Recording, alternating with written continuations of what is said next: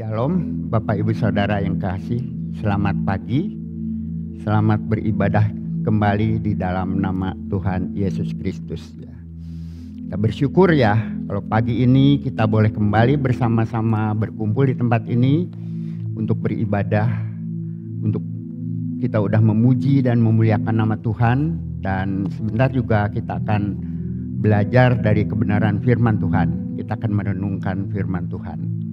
Nanti kita akan baca 2 ayat dari Galatia 5 ayat 16. Kemudian dilanjutkan dengan Mika pasal 4 ayat yang kelima. Nanti kita akan baca bersama-sama dengan suara nyaring. Ya. Untuk itu saya mengundang Bapak Ibu Saudara untuk bangkit berdiri. Nanti kita akan baca bersama-sama. Oke. Mulai dari Galatia 5 ayat 16. Nah, udah ditayangkan. Kita sama-sama ya, 2, 3. Maksudku ialah hiduplah oleh roh, maka kamu tidak akan menurut keinginan daging. Lanjutkan dengan Mika 4 ayat yang kelima. Biarpun segala bangsa berjalan masing-masing demi nama Allahnya, tetapi kita akan berjalan demi nama Tuhan Allah kita untuk selamanya dan seterusnya. Bapa, kami mengucap syukur dan terima kasih Tuhan untuk setiap kesempatan kami menghampiri tahta anugerah-Mu yang suci. Pada saat ini juga Tuhan kami hendak belajar satu bagian daripada firman Tuhan. Kami mohon di dalam nama Tuhan Yesus kiranya kuat kuasa roh Allah sendiri yang menaungi kami. Engkau ada di tengah-tengah kami Tuhan. Engkau membukakan hati dan pikiran kami. Engkau mengurapi setiap kami. Bapa, Engkau juga sembunyikan hamba-Mu yang berbicara di belakang kaki salib-Mu Tuhan. Sehingga apa yang diungkapkan, apa yang dibicarakan itu merupakan pewahyuan daripada Engkau. Segala puji dan syukur hanya bagi kemuliaan nama-Mu. Di dalam nama Tuhan Yesus kami berdoa dan mengucap syukur. Amin. Terima kasih, silahkan duduk. Nah, Bapak Ibu Saudara yang kasih,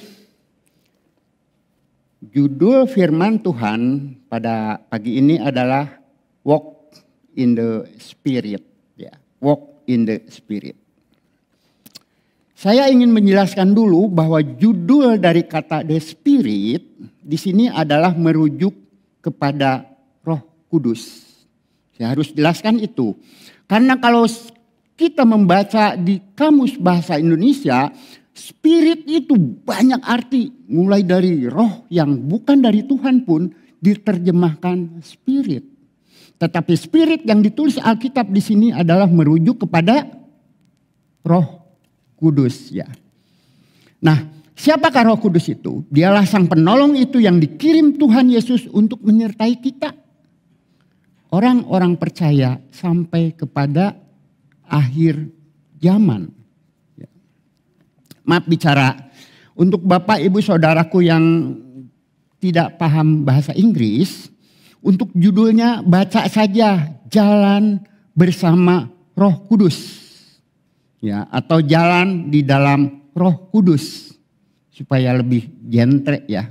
Nah, Bapak Ibu Saudara kasih, jika kita melihat pesan Rasul Paulus ya, dari Galatia pasal 5 ayat yang ke-16 tadi yang sudah kita baca bersama-sama. Lalu kemudian diteruskan sampai dengan ayat 26. Ya, jadi Galatia 5 ayat 16 sampai 26. Nanti silahkan Bapak Ibu Saudara di rumah boleh membacanya. Supaya lebih jelas ya.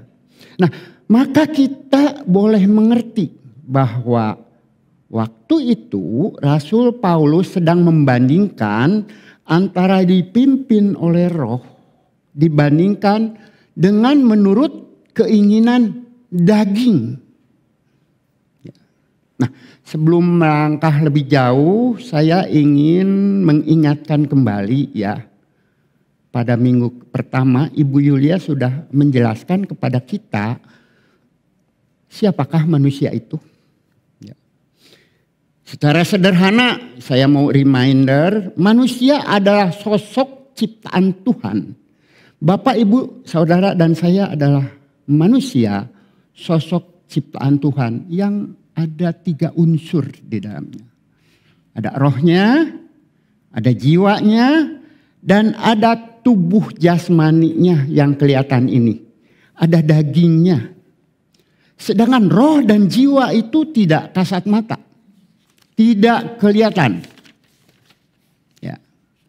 Nah, di dalam kehidupannya manusia itu sesungguhnya butuh pimpinan Tuhan. Manusia itu butuh pimpinan Allah Roh Kudus. Saya juga manusia, ya. Saya butuh pimpinan Tuhan. Saya butuh pimpinan Roh Kudus. Saya akan ucapkan 2 kalimat ini. Nanti Bapak Ibu Saudara ulangi setelah saya, ya. Saya butuh pimpinan Tuhan. Silakan. Saya butuh pimpinan Roh Kudus.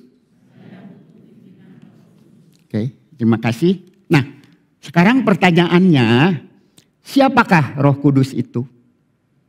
Tadi waktu saya datang pagi-pagi ada seorang jemaat bertanya, ya, setelah ngobrol, siapakah Roh Kudus itu? Ada di manakah Roh Kudus itu? Di manakah Tuhan Yesus itu? Pagi ini, kesempatan ini saya mau jelaskan siapakah Roh Kudus ini. Ya, tolong perhatikan baik-baik. Roh Kudus adalah sosok pribadi Tuhan sendiri. Dalam konteks arah Tritunggal, Roh Kudus itu diutus sebagai penghibur.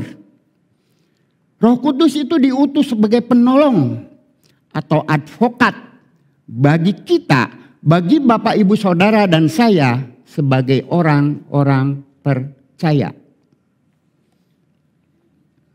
Roh Kudus tidak kasat mata. Sebab wujudnya roh, nggak kelihatan. Bahasa aslinya ditulis ruah atau pneuma. Ya. Namun kehadirannya nyata dan bisa dirasakan.